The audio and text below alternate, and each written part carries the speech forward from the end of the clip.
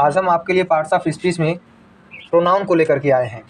Pronoun क्या है, pronoun किससे कहते हैं, आज हम इसके बारे में चर्चा करेंगे।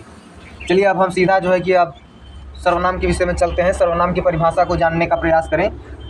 सर्वनाम वे शब्द होते हैं जो संज्ञा के स्थान पर प्रयुक्त किए जाते हैं।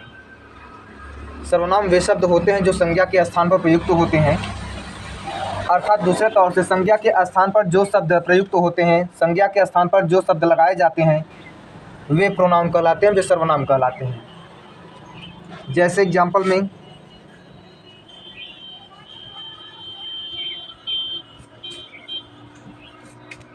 Ram is a student.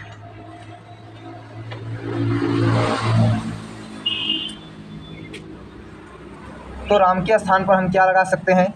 अब देखिए राम यहाँ पर क्या है, संज्ञा है। पहले बात तो हम ये जाने राम यहाँ पर क्या है, हमारा संज्ञा।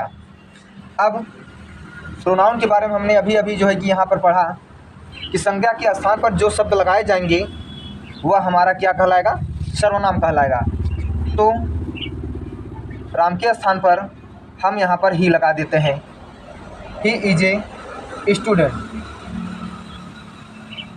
इज ए स्टूडेंट अर्थात वह एक विद्यार्थी है। वह एक विद्यार्थी है। वह में कौन है, राम। वह एक विद्यार्थी है, कौन, राम।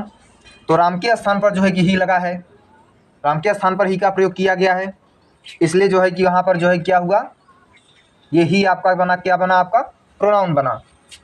अब दूसरे तौर से हम जो है कि यहाँ देखते हैं Sita is a good girl.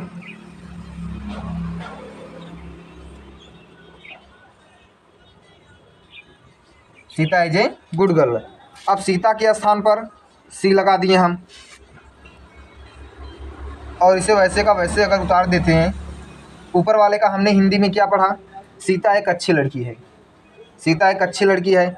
अब कौन शब्द लगाते ही जो है कि वहाँ पता चल गया वह एक अच्छी लड़की है, तो वह हमें कौन, वह जो यहाँ पर सी का प्रयोग किया गया है, सीता के तौर पर किया गया है ना, तो वह कौन, सीता। सीता एक क्या है, अच्छी लड़की है। तो सीता के तौर पर जब यहाँ पे संज्ञा के स्थान पर जो शब्द प्रयुक्त किए जाते हैं, लगाए जाते हैं, वही हमारा सर्वनाम कहलाता है। अब आपको जो है कि दो एग्जाम्पल से आपको समझ में आ गया। अब इनके बारे में बताते हैं कि सर्वनाम में कौन कौन से वे शब्द ज़्यादातर लगते हैं।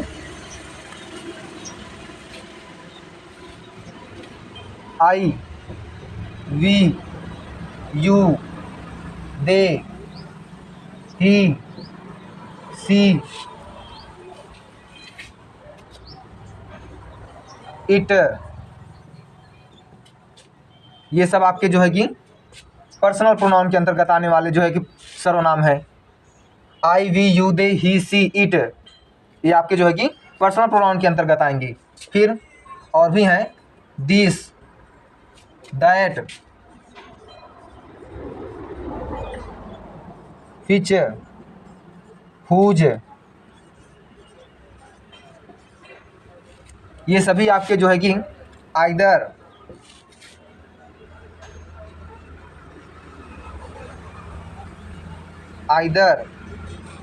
नाइदर, ये सब प्रोनाउन के अंतर्गत आते हैं। etc और भी हैं इसमें।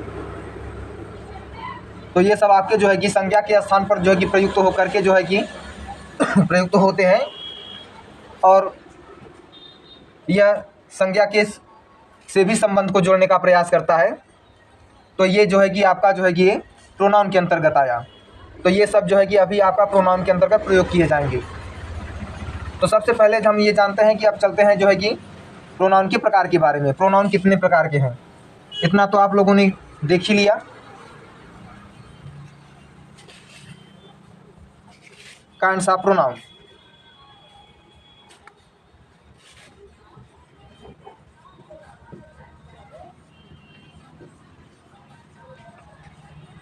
काइंड्स ऑफ प्रोनाउन, प्रोनाउन के प्रकार के बारे में चल रहे हैं। अब प्रोनाउन कितने प्रकार के होते हैं, ये मुख्यतः 9 से 10 प्रकार के होते हैं, लेकिन ज़्यादातर हम आपको 9 ही समझाएंगे। काइंड्स ऑफ प्रोनाउन जो है कि 9 प्रकार के रखे जाते हैं। पहला है आपका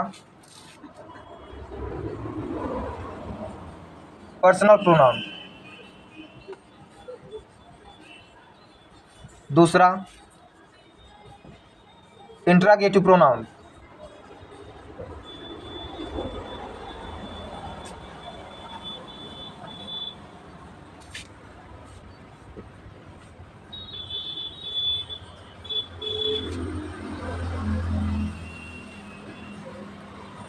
तीसरा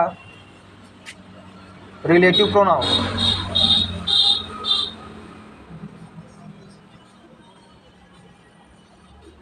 चौथा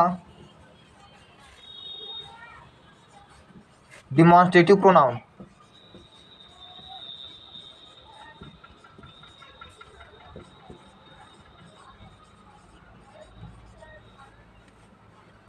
पांचवा डिस्ट्रीब्यूटिव प्रोनाउन।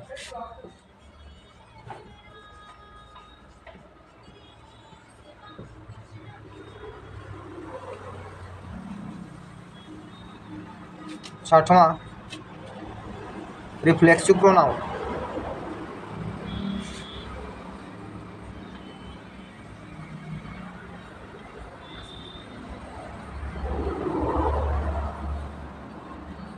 सातवां रेसिप्रोकल प्रोनाउन।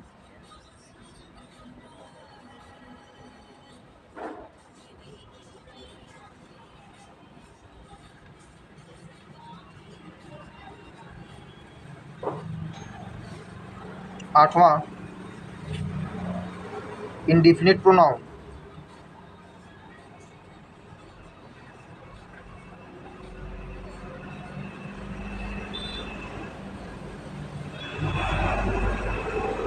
और नौवां आपका हुआ एम्फैटिक प्रोनाउन।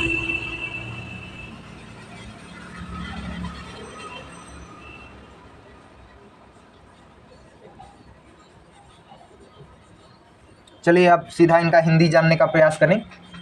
पर्सनल प्रोनाउन के अंतर्गत व्यक्तिवाचक सर्वनाम। पर्सनल प्रोनाउन को हिंदी में व्यक्तिवाचक सर्वनाम कहते हैं। इसके अंतर्गत किसी पुरुष, स्त्री या प्राणी का बोध होता है।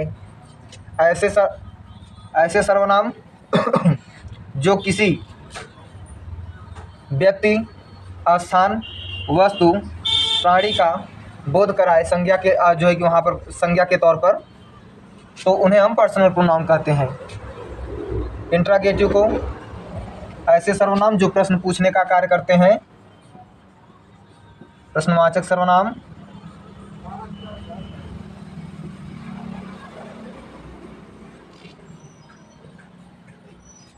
ऐसे सर्वनाम जो संबंध जोड़ते हैं, संबंधवाचक सर्वनाम।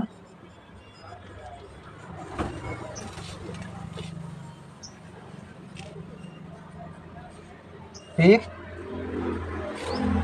डिमॉन्स्ट्रेटिव संकेतवाचक सर्वनाम।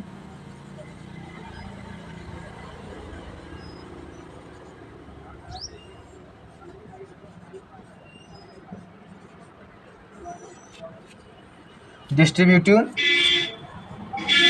विभाग सूचक सर्वनाम।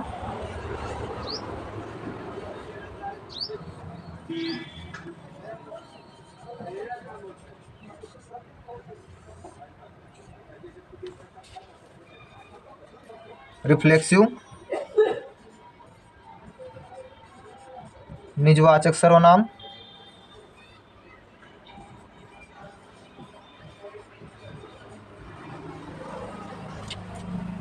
रेसिप्रोकल परस्परवाचक सर्वनाम।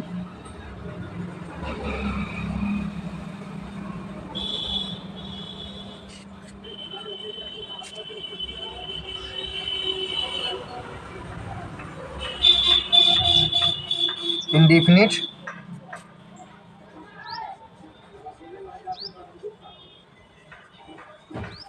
अनिश्चयवाचक सर्वनाम।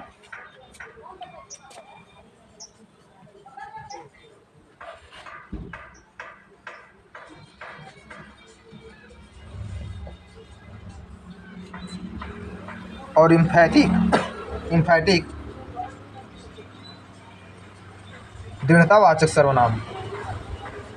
इसे हिंदी में दृढ़तावाचक सर्वनाम कहा जाता है।